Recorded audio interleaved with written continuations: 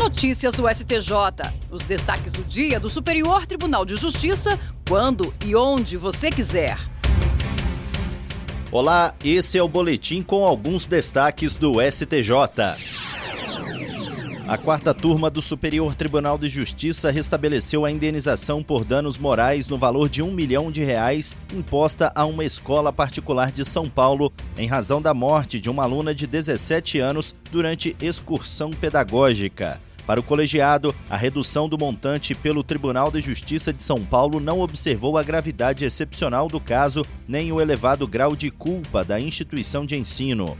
No caso analisado, o pai da adolescente ajuizou a ação indenizatória após a estudante desaparecer durante atividades em uma fazenda e ser encontrada morta no dia seguinte. O exame pericial apontou asfixia mecânica como causa do óbito, afastando a hipótese inicial de morte natural. As instâncias ordinárias reconheceram a responsabilidade civil da escola pelos fatos ocorridos durante a excursão.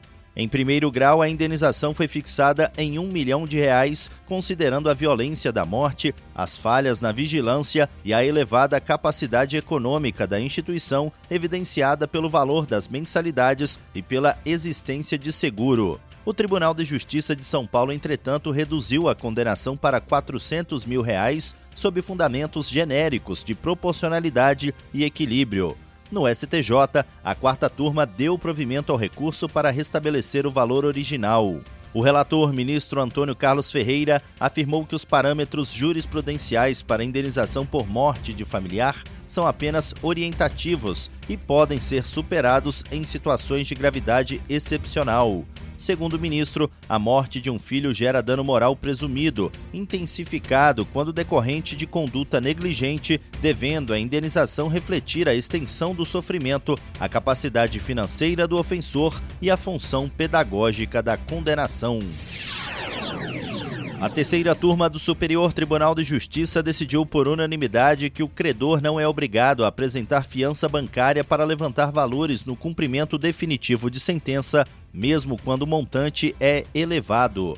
O entendimento permitiu a liberação imediata de quase R$3 milhões referentes a valores de 2016. O caso analisado teve origem em ação revisional de cédula de crédito rural movida contra o Banco do Brasil. Na fase de cumprimento definitivo, o juízo de origem condicionou o levantamento do valor à apresentação de fiança.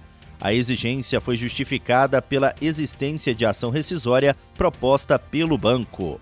O juízo baseou-se no poder geral de cautela para impor a garantia. O Tribunal Regional Federal da 5ª Região, entretanto, afastou essa exigência.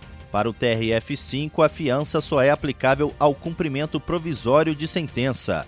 O tribunal também destacou que a ação rescisória não tinha efeito suspensivo. No recurso ao STJ, o banco alegou que o alto valor da execução justificaria a fiança. Sustentou ainda a aplicação do artigo 524 do Código de Processo Civil ao cumprimento definitivo.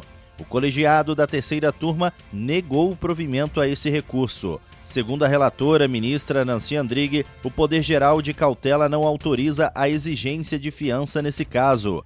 A ministra explicou que a garantia só é exigível se houver efeito suspensivo à impugnação.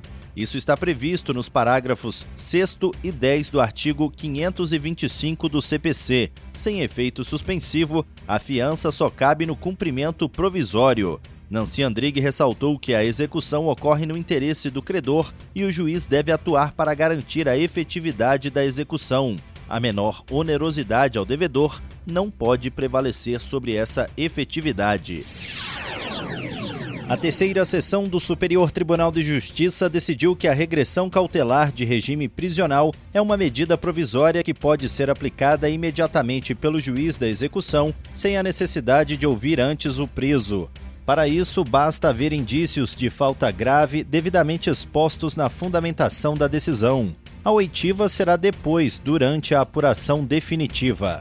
Esse entendimento foi firmado sob o rito dos recursos repetitivos, tema 1347. Isso significa que a decisão deve orientar juízes de tribunais de todo o país quando julgarem casos semelhantes. O relator, ministro Og Fernandes, explicou que a regressão cautelar tem natureza processual parecida com uma medida de urgência e serve para garantir a ordem e o bom andamento da execução penal. Por isso, não se aplica a ela o artigo 118 da Lei de Execução Penal, que exige a oitiva do preso apenas para a regressão definitiva, que tem caráter punitivo e só pode ser aplicada após a conclusão do procedimento legal. Um dos casos analisados envolvia um detento cuja defesa alegava nulidade da regressão porque ele não foi ouvido previamente. O ministro destacou, porém, que a lei prevê duas situações distintas: a regressão definitiva e a regressão cautelar. Esta última deve ser adotada de imediato para evitar riscos à execução da pena, como em casos de tentativa de fuga ou outras condutas que comprometam a disciplina prisional. O colegiado confirmou que, enquanto a falta grave é apurada, o juiz pode determinar a regressão cautelar, desde que justifique a necessidade da medida. A oitiva do preso deve ocorrer assim que possível, garantindo o contraditório e a ampla defesa. A medida é válida apenas até a decisão final sobre a falta. E esse foi o Notícias do STJ de hoje. Para ouvir mais, acesse o Spotify ou o SoundCloud do STJ. Tchau, tchau. Notícias do STJ, uma produção da Secretaria de Comunicação Social do Superior Tribunal de Justiça.